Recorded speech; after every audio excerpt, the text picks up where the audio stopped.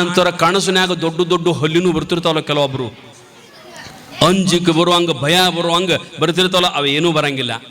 ಆ ನಂತರ ಮುಂಜಾನೆ ಏನು ಹೇಳ್ತಿರಲ್ಲ, ಎದ್ದು ಕೂಡ್ಲೆ ಹಾಸಿಗೆಗಿಂದ ಎದ್ದು ಕೂಡ್ಲೆ ಎದ್ದೇನು ಕುಂತಿರ್ತಿರಲ್ಲ, ಫಸ್ಟ್ ಕುಂತಾಗಣ ಮತ್ತಲ್ಲೇ ಒಂದು 5 ನಿಮಿಷ ಹಾಸಿಗೆ ಹೊತ್ತಕೊಂಡದ್ದಲ್ಲೇ ಇರ್ತದ. ಹಾಸಿಗೆ ಗಂಡಲ್ಲೇ ಮಕ್ಕೊಂಡಿರ್ತಾನ, ಮಕ್ಕಳಲ್ಲೇ ಮಕ್ಕೊಂಡಿರ್ತಾವ. ಆಗ ನೀ ಏನು ಫಸ್ಟಿಗೆ ಹೇಳ್ತಿಲ್ಲ, ಎದ್ದು ಹಿಂಗೆ ಏನು ಕೂತಿರ್ತಿಲ್ಲ, ಕುಂತಾಗನ ಹೇ ಪರಮಾತ್ಮ, ಹೇ ಪಾಂಡುರಂಗ, ಹೇ ಸದ್ಗುರುನಾಥ, ನಿನ್ನ ಕೃಪೆಯಿಂದ ನಿನ್ನ ದಯದಿಂದ ಇವತ್ತು ನಾ ಎದ್ದನಿಪ, ಕಣ್ಣು ತೆರೆದನಿಪ, ಇವತ್ತು ಮುಂಜಾನೆಯಿಂದ ಇವತ್ತು ನಾ ಎದ್ದಾಗಿನಿಂದ ಹೊಳ್ಳಿ ಈ ಜಾಗಕ್ಕೆ ಬಂದು ಮಲ್ಕೊಳ್ಳೋ ತನಕ ನನ್ನ ಕಡೆಯಿಂದ ಒಂದೀಟೂ ಪಾಪ ಮಾಡಿಸ್ಬೇಡಪ್ಪ ದೇವ್ರ, ನನ್ನ ಕಡೆಯಿಂದ ಯಾರಿಗೂ ಕೆಟ್ಟದ್ದು ಮಾಡಿಸ್ಬೇಡಪ್ಪ ದೇವ್ರ, ನನ್ನ ಕಡೆಯಿಂದ ಯಾರ ಕಣ್ಣಾಗೂ ಒಂದು ಹನಿ ನೀರು ಬರಬಾರದಪ್ಪ ದೇವ್ರ, ನನ್ನಿಂದ ಯಾರ ಮನಸ್ಸಿಗೆ ನೋವು ಆಗಬಾರದಪ್ಪ, ಹಂಗ ನನ್ನ ಬದುಕಿಸು ಅಂತ ತಿಳ್ಕೊಂಡು ಬೇಡ್ಕೊಂಡ ಮುಂದಿನ ಕೆಲಸ ಚಾಲೂ ಮಾಡ್ರಿ. ಆವತ್ತಿನ ದಿನ ನಿಮ್ಮ ಆಯುಷ್ಯದ ಇತಿಹಾಸದ ಭಾಗದೊಳಗೆ ಸುವರ್ಣಾಕ್ಷರದಿಂದ ಬರೆದಿಡ್ತಕ್ಕಂಥ ದಿನ ಆಗ್ತದ ನಿಮ್ಮದು. ಬರೇ 5 ಸರಿ ನೆನೆಸಿದ್ದು 5 ಸರಿ ನೆನೆಸಿದ್ದು. ಈಗ ಪುರಾಣ ಪ್ರವಚನ ಮುಗಿದ ಕೂಡಲೇ ಮನೆಗೆ ಹೋದ್ರೆ ಅಂದ್ರೆ ಇದನ್ನು ಮಾಡಬೇಕ್ರಿ. ಇವತ್ತು 3ನೇ ದಿವಸ, ನಮ್ಮದು 3ನೇ ಮಾತಿದು. ಮೊದಲನೇ ದಿವಸ ಏನು ಹೇಳಿನಿ, ಹಡದ ಅವನ ಪಾದಕ್ಕೆ ನಮಸ್ಕಾರ ಮಾಡ್ರಿ, ಆಕಿ ಕಣ್ಣಾಗ ಒಂದು ಹನಿ ನೀರು ಬರ್ಲಾರ್ದಂಗ ಜಾಕಿ ಮಾಡ್ರಿ. 2ನೇ ದಿವಸ ನಿನ್ನೇನು ಹೇಳಿನಿ,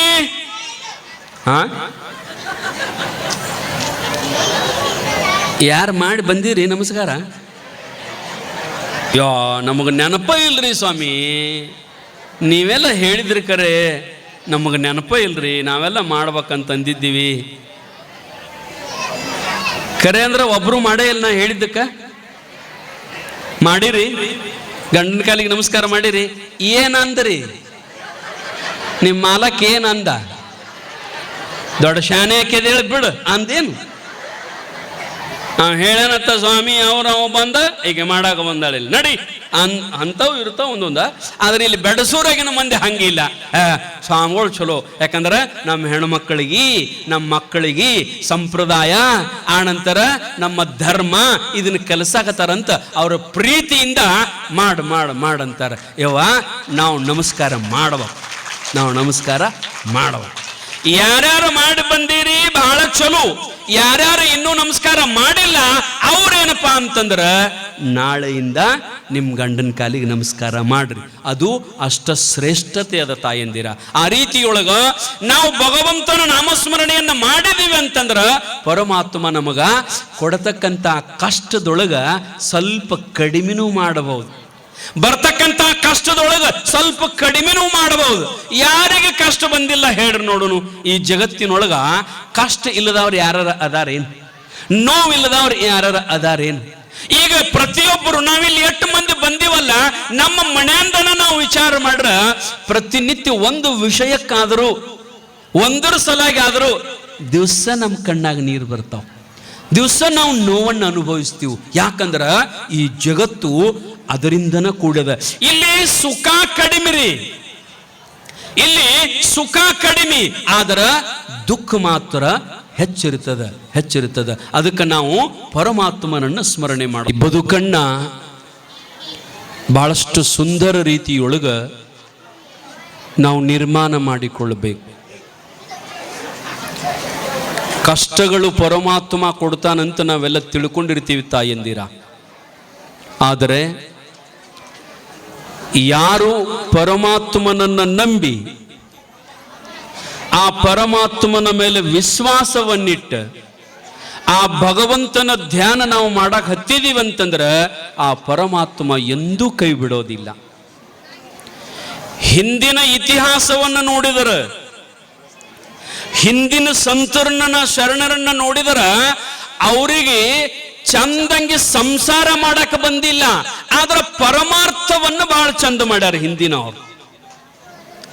ಹಿಂದಿನ ಸಂತರು ಶರಣರು ಪರಮಾರ್ಥವನ್ನು ಬಹಳ ಚಂದ ಮಾಡ್ಯಾರ, ಆಧ್ಯಾತ್ಮವನ್ನು ಬಹಳ ಚಂದ ಮಾಡ್ಯಾರ, ಆದ್ರೆ ಸಂಸಾರ ಚಂದ ಮಾಡಕ್ ಬಂದಿಲ್ಲ. ಆದ್ರೆ ಇವತ್ತಿನ ಮಂದಿಗೆ ಚಂದ ಸಂಸಾರ ಮಾಡಕ್ ಬರ್ತದ, ಆದ್ರ ಪರಮಾರ್ಥ ಮಾಡಕ್ ಬರಂಗಿಲ್ಲ ನಮಗ.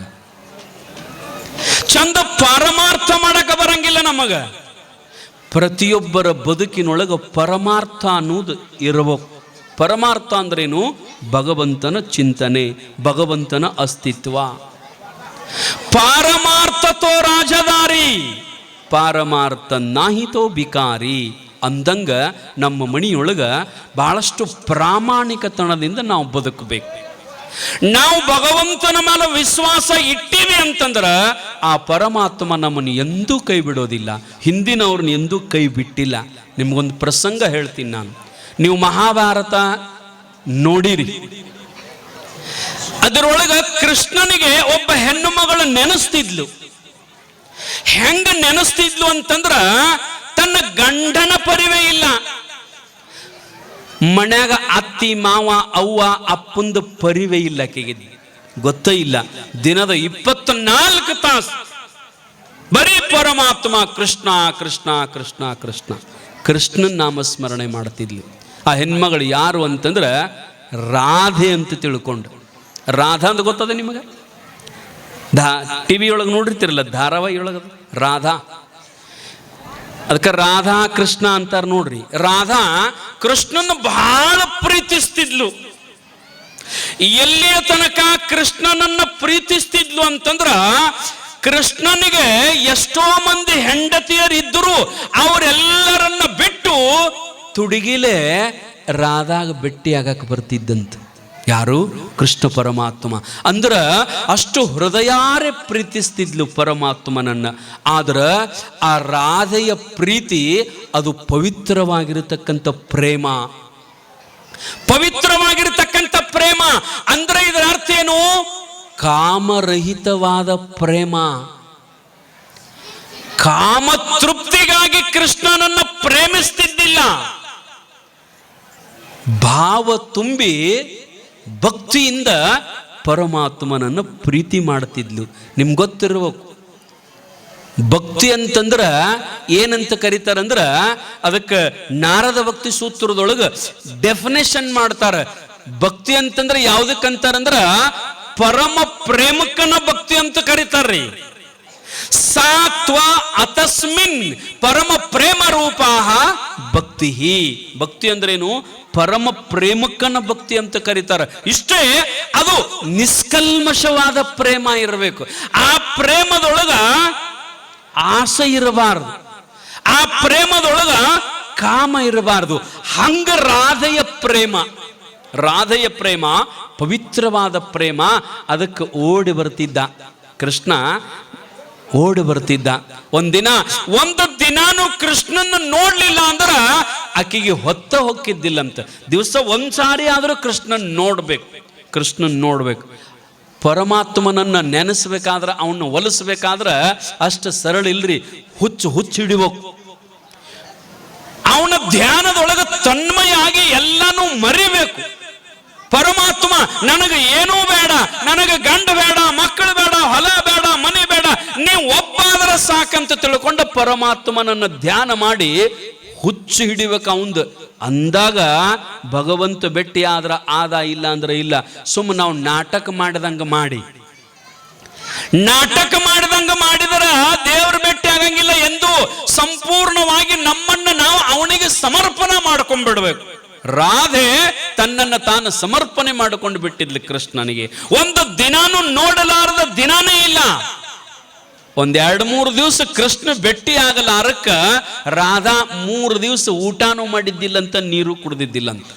ಯಾಕಂದ್ರ ನನ್ನ ಪರಮಾತ್ಮ, ನನ್ನ ಕೃಷ್ಣ ನನಗೆ ಭೇಟಿ ಆಗುವಲ್ಲ. ನೀವು ನಿಮ್ಮ ಗಂಡ ಭೇಟಿ ಆಗಲಿಲ್ಲ, ಲೌಟ್ ಬರ್ಲಿಲ್ಲ ಅಂದ್ರ ನಿಮಗೂ 2 ಸಂಕಟ ಆಗ್ತದ ರೀ, ನಿಮಗೂ ತ್ರಾಸ ಆಗ್ತದ ನೋಡ್ರಿ. ಒಂದ್ ಈಟ ಮುಂಜಾನೆ ಹಾದವ, ರಾತ್ರಿ 9 ಆಯ್ತು ಬರ್ಲಿಲ್ಲ ಅಂದ್ರ ಹಲೋ ಎಲ್ಲಿ ಹೋಗಿದ್ದಿ, ಏನು ಗೊತ್ತಾರ ಹಾಕತ್ತಿಲ್ಲ ನಿನಗೊಂದಿಟ. ಮನಿ ಮಾರ ಮಕ್ಕಳು ಹೆಂಡತಿ ಅದಾವ ನೆನಪರ ಅದ ಇಲ್ಲ. ಹಂಗ ಬೆದರಿಸ್ತೀರಿ ಗಂಡಗ. ಬರೀ 1 ತಾಸು ತಡ ಮಾಡಿದ್ರ 9ಕ್ಕೆ ಬರ 10 11 ಆತು ಅಂದ್ರ ಫೋನ್ ಹಚ್ತೀರಿ. ಹುಡುಗರು ಫೋನ್ ಹಚ್ತಾವ್. ಹುಡುಗರು ಫೋನ್ ಹಚ್ಚಪ್ಪ ಅವ ಬೇಯಾಗತ್ತಾಳ, ಆಕೆ ಅಂದ ಬೇದಿಲ್ಲ, ಬೇಯ್ದಾಕಿನ ಜೀವನ ಅಂತಾನವ.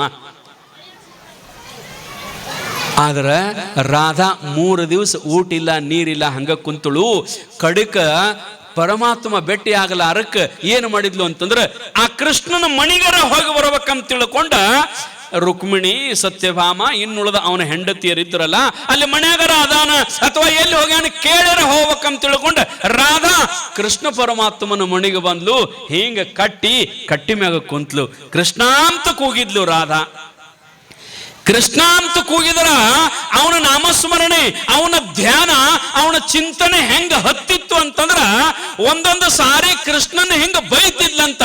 ಹೇ ಕೃಷ್ಣ, ನನ್ನ ಏನು ಹುಚ್ಚು ಹಿಡಿಸಿದೆವು ನೀನು, ಏನು ನನ್ನ ಹುಚ್ಚು ಹಿಡಿಸಿದಿ, ನನಗೆ ಹೆಂಗ ಹುಚ್ಚು ಹಿಡ್ದದ ಅಂದ್ರ ನಿನ್ನ ಧ್ಯಾನದೊಳಗ ನಿನ್ನ ಚಿಂತನೆಯೊಳಗ ನಾ ಮಗ್ನ ಆದಾಗ ಗಂಡ ಊಟಕ್ಕೆ ಬಂದ್ರ, ಅತ್ತಿ ಮಾವ ಊಟಕ್ಕೆ ಬಂದ್ರ ಅವರಿಗೆ ಊಟ ಕೊಡ್ಬೇಕಲ್ಲ, ತಾಟ ಹಚ್ಚಿದ್ದು ರೊಟ್ಟಿ ಹಚ್ಚಿದ ತಾಟ ತಗೊಂಡ ಹೋದ ಆಕಳ ಮುಂದೆ ಇಡ್ತಾನೋ ಒಂದೊಂದ್ ಸಾರಿ ಪ್ರಜ್ಞಾ ತಪ್ಪಿ. ಆ ನಂತರ ಮುಸುರಿ ಆಕಳಿಗೆ ಎಮ್ಮಿಗೆ ಇಡು ಮುಸುರಿ ಓದ ಗಂಡನ ಮುಂದೆ ಇಡುದಾಗೈತೆ. ದೇವ್ರ ನಿನ್ನ ನಾಮಸ್ಮರಣೆ ನಾನು ಹುಚ್ಚಿ ಹಿಡಿಸಿಬಿಟ್ಟದು ಯಪ್ಪ ಅಂತ ತಿಳ್ಕೊಂಡು ಒಂದೊಂದ್ ಸಾರಿ ಕೃಷ್ಣನ್ ಬೈತಿದ್ಲಂತ.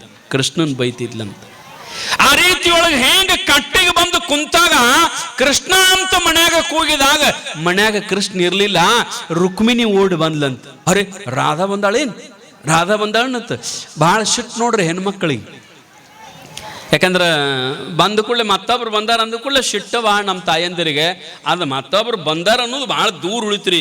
ಬರೀ ಗಂಡ ಅಕಸ್ಮಾತ್ ಮನ್ಯಾಗ ಕುಂತಾಗ ಒಂದು ಫೋನ್ ಬತ್ತಂದ್ರೆ ಆ ಫೋನ್ ತಗೊಂಡು ಹೊರಗೆ ಹೋಗಿ ಹಲೋ ಅಂದ್ರೆ ಇಲ್ಲಿ ಮೂವತ್ತು ಬಾತೆ ಇರ್ತೈತಿ. ನಮ್ಮ ಮಗಳು ದಮ್ಮಾಗಿರ್ತೈತಿ. ನಮ್ಮ ಮಗಳು ಸೊಮ್ಮೆ ಯಾರ್ದೋ ಆಫೀಸ್ದೋ ಯಾರ್ದೋ ಒಂದು ಫೋನ್ ಬಂದೈತಿ ಪಾಪ, ಅದಕ್ಕೆ ಅದ್ರ ಟೆನ್ಷನ್ ಇರ್ತದ.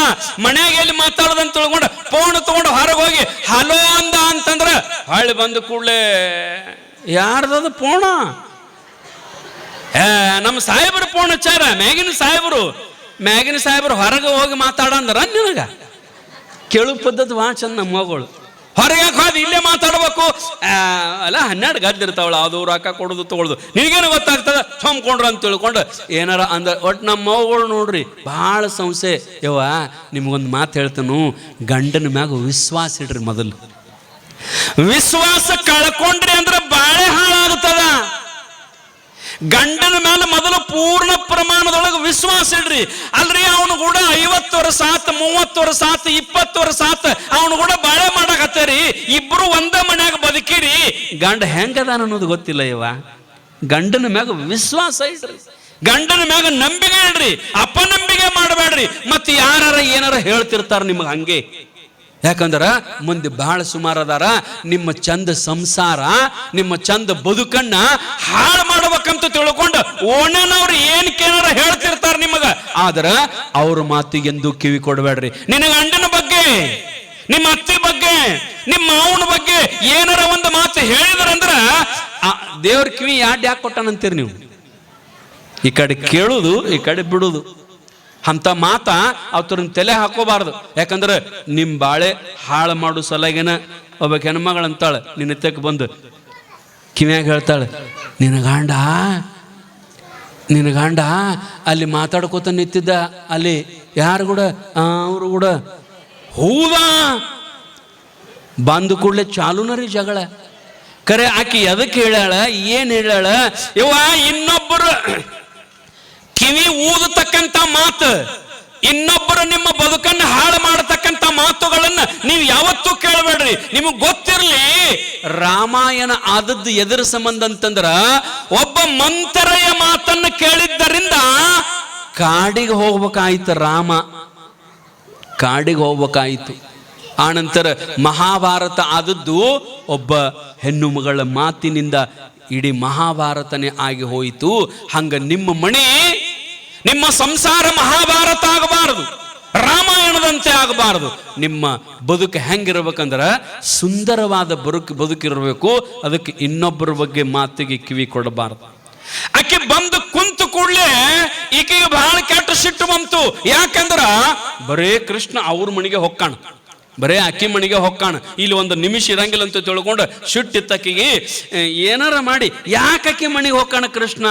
ಅಕ್ಕಿ ನೆನೆಸ್ತಾಳ, ಕೃಷ್ಣನ ನೆನೆಸ್ತಾಳ ಅಂತ ತಿಳ್ಕೊಂಡು ಅಕ್ಕಿ ಮಣಿಗೆ ಹೊಕ್ಕಾಣಲ್ಲ, ಅದಕ್ಕೆ ನೆನೆಸಲಾರ್ದಂಗ ಮಾಡ್ಬೇಕು. ಇನ್ನೊಮ್ಮೆ ಅಕ್ಕಿ ಬಾಯಾಗ ನನ್ನ ಗಂಡನ ಹೆಸರು ಬಂದಿರಬಾರದು, ಹಂಗೆ ಮಾಡ್ಬೇಕಂತ ಹೇಳಿ ಬಾ ರಾಧಾ ಈಗ ಬಂದು ಕೂಡ್ರಂತ ತಿಳ್ಕೊಂಡು ಕುಂಡಿಸಿ, ಇಲ್ಲ ಎಲ್ಲಿ ಹೋಗ್ಯಾನ ಕೃಷ್ಣ, ಎಲ್ಲಿ ಹೋಗ್ಯಾನ ಯಾವಲ್ಲ 3 ದಿವಸ ಆತ ನೋಡು ಹೋಗ್ಯಾನ, ಹೊಳೆ ಬಂದೇ ಇಲ್ಲ ಅಂತಂದ್ಲು.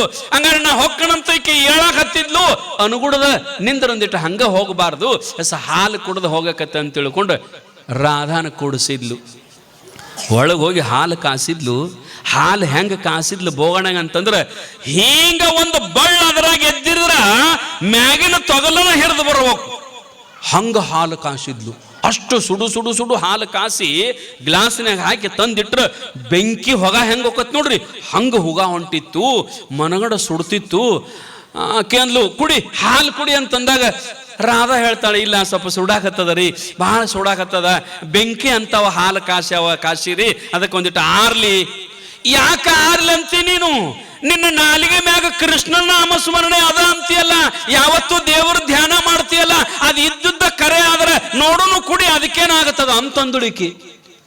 ರಾಧಾಗ ಸಿಟ್ಟು ಬಂತು. ಆಕೆ ಅಂದ್ಲು, ನೀನು ನನ್ನ ಪರಮಾತ್ಮನ ಬಗ್ಗೆ ಚಾಲೆಂಜ್ ಮಾಡ್ತಿ, ನನ್ನ ದೇವರ ಮ್ಯಾಗ ನೀನು ಅಪನಂಬಿಕೆಯನ್ನು ಮಾಡ್ತಿ, ನೋಡಂಗಾರ ಅಂತ ತಿಳ್ಕೊಂಡು ಏನು ಹಾಲಿನ ಬಟ್ಲು ಸುಡ್ತಿತ್ತಲ್ರಿ ಅದು ಗ್ಲಾಸ, ಅದನ್ನ ಹಿಂಗೆ ಹಿಡಿದು ಬೆಂಕಿ ಅಂತ ಹಾಲ ಗಟ ಗಟ ಗಟ ಗಟ ಕುಡಿದು ಬಿಟ್ರಿ. ಒಮ್ಮೆ ನಾವು ನೀರು ಹೆಂಗೆ ಕುಡಿತೀವಲ್ಲ ಹಂಗೆ ನೀರು ಕುಡ್ದಂಗೆ ಬಡ ಬಡ ಅಟ್ಟು ಒಮ್ಮೆ ಕುಡಿದು ಬಿಟ್ಲು. ಸುಡು ಸುಡು ಹಾಲ ಆ ಗ್ಲಾಸ್ ಅವ್ರ ಮನ್ಯಾಗಿಟ್ಟು ದಡ ದಡ ದಡ ದಡ ಓಡಿ ಹೋದ್ಲು ಅವ್ರ ಮನೆಗೆ. ರಾಧಾ ಅವ್ರ ಮನೆಗೆ ಓಡಿ ಹೋದ್ಲು. ಆಕಿ ಓಡಿ ಹೋದ 5 ನಿಮಿಷದೊಳಗೆ ರಾಧಾ ಆಕಿ ಮನೆಯನ್ನ ಮುಟ್ಟಿದ್ದಿಲ್ಲ, ಈ ಕಡೆ ಕೃಷ್ಣನ 4 ಮಂದಿ ಹೆಗಲ ಮ್ಯಾಗ ಹೊತ್ಕೊಂಡು ಬಂದ್ರು. ಮನ್ಯಾಗ ಕೃಷ್ಣನ 4 ಮಂದಿ ಹೆಗಲ ಮ್ಯಾಗ ಹೊತ್ತುಕೊಂಡು ಬಂದು ಕಾಟಾದ ಮ್ಯಾಗ ಹಾಕಿ ಸೇವಕರು ಅಂಗಾಲಿಗೆ ಗಾಳಿ ಬೀಸ್ಕೊಂತ ನಿಂತಿದ್ರು, ಹಿಂಗ 1 ಸಾವಿರ ಗಾಳಿ ಬೀಸ್ತಿದ್ರು. ರುಕ್ಮಿಣಿ ಓಡಿ ಬಂದ್ಲು, ಯಾಕ್ರಿ ಏನಾಗ್ಯದರಿ, ನನ್ನ ಗಂಡನ ಯಾಕೆ ಹೊತ್ಕೊಂಡು ಬಂದಿರಿ, ಕೃಷ್ಣನಿಗೆ ಏನಾಗ್ಯದ, ಕೃಷ್ಣನ ಕಾಲಿಗೆ ಏನಾಗ್ಯದ ಅಂತ ಹಿಂಗ ಸುತ್ತಾದ ಬಂದು ನೋಡ್ಗುಡ್ದ ಕೃಷ್ಣನ ಅಂಗಾಲೊಳಗೆ ಹಿಂತಿಂತಾವು ಸುಟ್ಟದ ಗುಳ್ಳು ಎದ್ದಾವು. ಇಂತಿಂತಾವು ಕೃಷ್ಣನ ಅಂಗಾಲೊಳಗೆ ಸುಟ್ಟದ ಗುಳ್ಳು ಎದ್ದಿದ್ದು. ಆಕೆ ಅಂದ್ಲು, ಏನಾಗ್ಯದ್ರಿ ಕಾಲಿಗೆ, ಕಾಲಿ ಎಲ್ಲಿಗೆ ಸುಟ್ಕೊಂಡಿರಿ, ಯಾಕೆ ಸುಟ್ಕೊಂಡಿರಿ, ಏನಾಗ್ಯದ ಅಂತಂದಾಗ ದಡಗ್ಗನ ಕೃಷ್ಣ ಎದ್ದು ಕುಂತ ಅಲ್ಲಿರ್ತಕ್ಕಂಥ ಹೆಂಡತಿಯನ್ನು ಕೇಳ್ತಾನ. ಏನಂತಂದ್ರ, ನಮ್ಮ ಮನೆಗೆ ಯಾರು ಬಂದಿದ್ರೇನು, ನಮ್ಮ ಮನೆಗೆ ಯಾರು ನಾನು ಕೇಳ್ಕೊಂತ ಬಂದಿದ್ರೇನು ಅಂತಂದಾಗ ಆಕೆ ಅಂದ್ಲು, ಯಾರು ಬಂದಿಲ್ರಿ, ನಮ್ಮ ಮನೆಗೆ ಯಾರು ಬಂದಿಲ್ಲ ಅಂತಂದ. ಕರೆ ಹೇಳು, ಸುಳ್ಳು ಹೇಳಬಾರ್ದು, ನಮ್ಮ ಮನೆಗೆ ನಾನು ಕೇಳ್ಕೊಂತ ಯಾರು ಬಂದಿದ್ರು. ಆಗಂತಾಳ, ರಾಧಾ ಬಂದಿದ್ದಳ್ರಿ ನಿಮ್ಮನ್ನ ಕೇಳ್ಕೊಂತ. ಏನು ಕೊಟ್ಟಿರಕ್ಕಿಗೆ ಕುಡ್ಯಾಕ, ಏನು ಕೊಟ್ಟಿರಿ, ಹಾಲು ಕೊಟ್ಟಿನ್ರಿ ಕುಡ್ಯಾಕ. ಬೆಂಕಿ ಅಂತ ಹಾಲ, ಬೆಂಕಿ ಹಂಗ ಹಾಲು ಕಾಸಿ ಆಕೆ ನಾಲಿಗೆ ಸುಡ್ಲಂತ ನೀವೇನು ಹಾಲು ಕೊಟ್ಟಿರ್ಲಿಲ್ಲ. ಮೂರ್ಖರೇ, ನೀವು ಕೊಟ್ಟ ಬೆಂಕಿ ಅಂತ ಹಾಲ ಆಕೆ ನಾಲಿಗೆ ಸುಟ್ಟಿಲ್ಲ, ಆಕೆ ನಾಲಿಗೆ ಮೇಲೆ ನನ್ನ ಅಂಗಾಲ ಇರ್ತದ, ನನ್ನ ಪಾದ ಸುಟ್ಟದ ನೋಡು. ಆಕೆ ನಾಲಿಗೆ ಸುಟ್ಟಿಲ್ಲ, ಆಕೆ ನಾಲಿಗೆ ಮೇಲೆ 24 ತಾಸು ಯಾವತ್ತು ಕೃಷ್ಣ ಕೃಷ್ಣ ಕೃಷ್ಣ ಅಂತ ನೆನೆಸ್ತಿರ್ತಾಳ. ಆಕೆ ನಾಲಿಗೆ ಸುಟ್ಟಿಲ್ಲ, ನನ್ನ ಅಂಗಾಲ ಸುಟ್ಟದಂತ ಕೃಷ್ಣ ಪರಮಾತ್ಮ ಹೇಳಿದಂತ. ಅದಕ್ಕೆ ಯಾರ ದೇವ್ರ ಮ್ಯಾಗ ಭಾರ ಹಾಕ್ತೀರಿ, ಯಾರ ಪರಮಾತ್ಮನ ಮ್ಯಾಗ ವಿಶ್ವಾಸ ಇಡ್ತೀರಿ, ಅವ್ರನ್ನ ಎಂದೂ ಕೈ ಬಿಡಂಗಿಲ್ಲ ಪರಮಾತ್ಮ. ನೀವು ಏನು ಕೇಳ್ತೀರಿ ಕೊಡ್ತಾನ ಪರಮಾತ್ಮ. ಅದಕ್ಕೆ ಭಗವದ್ಗೀತಾದೊಳಗೆ ಹೇಳ್ತಾರ ನೋಡ್ರಿ, ಏನಂತಂದ್ರ, ಅನನ್ಯಾಶ್ಚಿಂತಯಂತೋ ಮಾಂ ಏ ಜನಾಃ ಪರ್ಯುಪಾಸತೆ ತೇಷಾಂ ನಿತ್ಯಾಭಿಯುಕ್ತಾನಾಂ ಯೋಗಕ್ಷೇಮಂ ವಾಹಮ್ಯಹಂ. ಕೃಷ್ಣ ಪರಮಾತ್ಮ ಹೇಳ್ತಾನೆ ಏನಂತಂದ್ರ, ಹೇ ಅರ್ಜುನ, ಹೇ ಅರ್ಜುನ, ದಿನದ 24 ತಾಸುಗಳ